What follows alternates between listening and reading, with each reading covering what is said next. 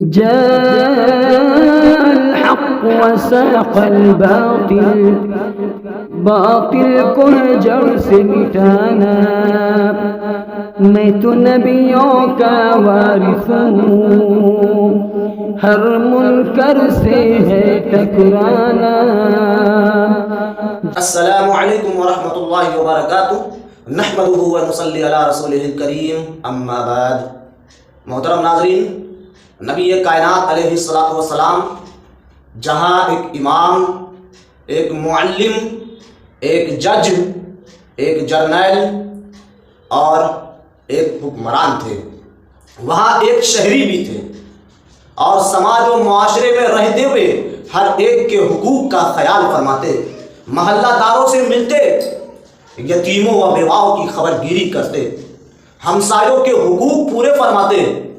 بیماروں کی عیادت کی خاطر تشریف لے جاتے، ان کے جنازوں میں شریک ہوتے۔ اسی لیے تو حالی مرحوم نے کہا تھا، وہ نبیوں میں رحمت لقب پانے والا، مرادیں غریبوں کی بر لانے والا، مصیبت میں غیروں کے کام آنے والا، وہ اپنے پرائے کا غم کھانے والا، فقیروں کا ملجا، ضعیفوں کا ماوا، یتیموں کا والی، غلاموں کا مولا۔ نبی کائنات علیہ الصلوۃ والسلام بحیثیت ایک شہری کے ہر ایک سے یکساں تعلقات رکھتے، چاہے امیر ہو یا غریب، مسلم ہو یا غیر مسلم، ہر ایک سے یکساں سلوک کرتے، ان کے حقوق کا خیال فرماتے، ان سے لین دین کرتے،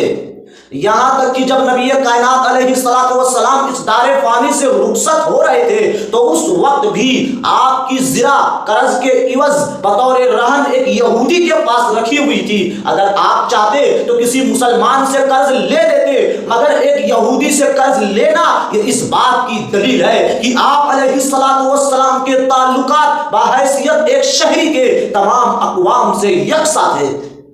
آپ علیہ الصلوۃ والسلام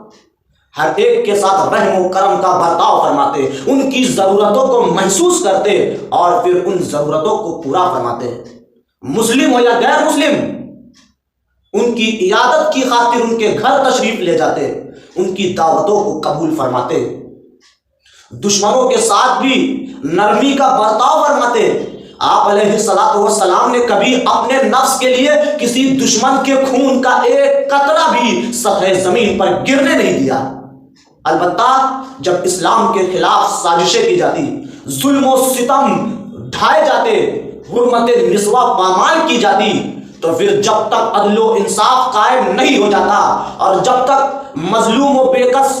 لوگوں کی اشک جوئی نہیں ہو جاتی، آپ علیہ الصلوۃ والسلام کے غصے کو قابو نہیں کیا جا سکتا تھا۔ الغرض نبی کائنات علیہ الصلوۃ والسلام کی یہ عادت مبارکہ تھی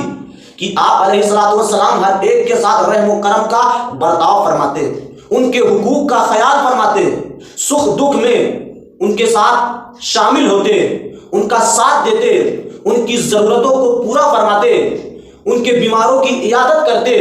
ان کے جنازوں میں شریک ہوتے، ان کی دعوتوں کو قبول فرماتے، دشمن کے ساتھ بھی رحم و کرم کا معاملہ فرماتے،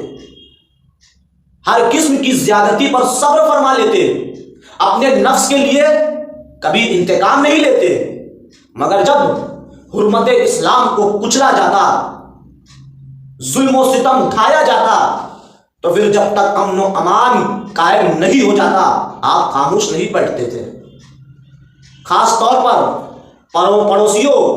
ہمسایوں اور رشتہ داروں کے ساتھ